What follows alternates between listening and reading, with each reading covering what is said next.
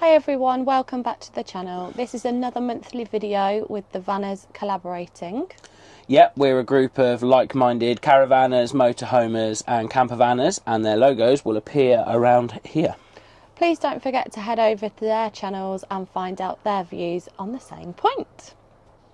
So what is this month's topic? Well, it was picked by the Gallivanting Galantes and it's about mixing your hobbies with going away in the van.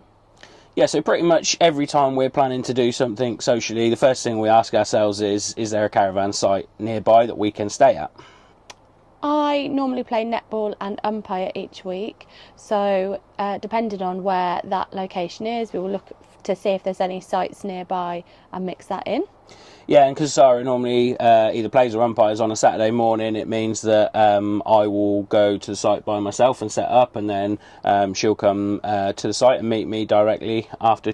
So as you will have seen from some of our latest videos, I have taken up fishing again after a 15-year break. Actually in the winter it's really easy to find sites that have fishing lakes, as you tend to find that they are some of the only sites that are open in the winter are the ones with fishing lakes on. But whilst we perhaps didn't get to do it last summer, I'm really looking forward to staying at some of the sites that we've previously stayed at, where I've sort of looked at the lakes and been really tempted to get back into it. And now that I've sorted all my gear out, that's definitely going to be a big player for next year. Just don't tell Sara. We do also like going on long and nice dog walks, so we will have a look at the dog walks in the area or on the sites and pick sites according to that. And of course being near the beach as well. Reggie loves being on the beach, and the fact that we're from pretty much the centre of the UK means that we can't do that on our short weekends away, but particularly when we have a bank holiday or a day off, we like to get to somewhere near the seaside so that we can let him run along the beach. And I did notice he was just starting to get a little bit braver in the sea, towards the end of the summer this year. We've bought a paddle board, haven't we? We only got it literally at the end of the summer, but we bought a paddle board. We haven't inflated it yet, so we are looking forward to using that also in the summer months. Yeah, definitely not at the moment. So I have included this one, and really it's only one site, but a big hobby of mine, or something that I enjoy, is watching aeroplanes. So we went to RAF Mildenhall and stayed on the site there. Unfortunately, I didn't realise the airport wasn't very active at weekends, and certainly not on bank holidays. It was not only a UK bank holiday, it was a US bank holiday. So we went May bank holiday and saw next to nothing, but we will definitely go back there. I've seen plenty of videos of people that stayed there and it's just one plane after another. We like to go away based on recommendations for different food in the area and drinks. We like it when there's places that are close by, so easy to get to, or also when they have pubs or restaurants or good food places on site. So Kettleby is probably one of those ones that have got that on-site facility. Yeah, we like Kettleby because on a Friday night they let you order from any of the local takeaway places. So they actually give you all the menus from the places in Melton Mowbray, basically. And they will actually give you your crockery and your cutlery, and then they take it away and wash up for you, which is really good. It's really good because it's a big variety of different foods, so it's not all like just Chineses or Indians, which are quite similar in terms of that. You get fish chips, pizzas, all sorts of stuff. And the local establishments are well aware of the process, so they'll not only ask your address, but if you're in the caravan they'll ask you your pitch number, and if you're in the club they'll ask you your table number, and they actually come and deliver to your table. So it's not just like, some sites you're like, I can't be bothered to get a takeaway because they deliver to the gate at the end and you never know how long to stand out there and wait. They actually bring it to your table or to your caravan, so that's really good. But they do also do their own food for breakfast and lunch, I believe. And they have vans there regularly through the week.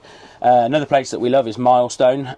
They've got the independent, but they've got the Milestone brewery next door. Amazing food. So good. They've got a range of different vans each night of the week. All through the year. All through the year, and they just bring so many different varieties of food, gourmet type, but really nice, not just your standard average food fish and truck. chip van or something. Yeah. They have a fish and chip van, but it's a good fish and really, chip. Yeah, it's just gourmet style food, and not particularly into my ales, but they do nice ciders. Yeah, they do some lagers, some nice lagers and nice ales. So it's a nice place, and it's what, 2-minute walk, 3-minute walk. It's really lovely. You've got the area that you can sort of sit in, but then in the outdoor area they've got heaters and stuff, so it's still perfect for the winter caravanning trips. I think that's a bit of sunshine. So not very often, but sometimes I go to watch football matches, and sometimes they are away games, so we will always look to stay somewhere close by to wherever the game is being played. Lastly, our hobby is probably caravanning. So it would be wrong to just miss out the fact that we just go away to sites that we want to go to.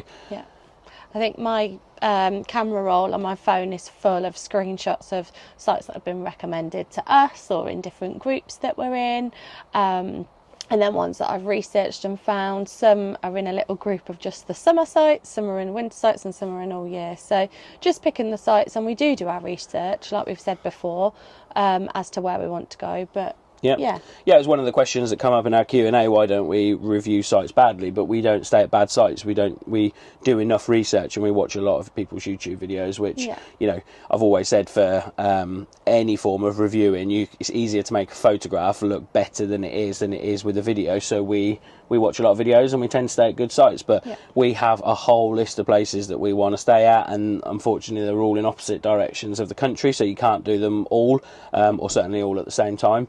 But yeah, that is a big hobby of ours, and just going away in the caravan is hobby ticked. Yeah.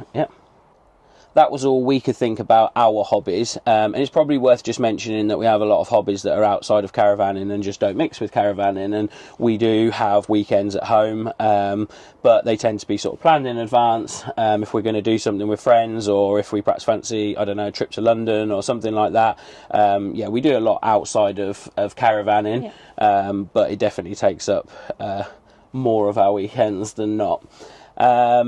Also, just wanted to mention sort of other people's hobbies, and I think particularly when we're away in the winter and we're on sites and you talk to people and you ask why they've come away, they're for very specific reasons. We at Market Harbour quite often see a couple of motorhomers that stay there that go to some sort of like dog agility stuff. Some friends of ours go to flyball. So they use their motorhome to go to flyball on a regular basis. I think what you find as well is a lot of people that use their caravan to see family and friends. So they're not necessarily coming for a weekend away, but they maybe live in a different part of the country, and they use caravan sites or campsites to come and meet up with people that they know, or friends, family in the local area. Yeah.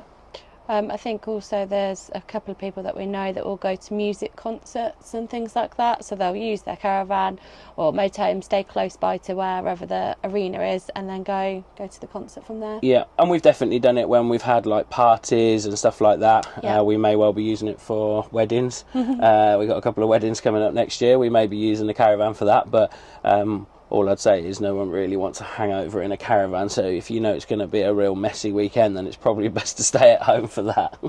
Or make sure at least it's got a shower block facility. Yeah. Thanks for watching our video. The logos of the other channels will be here.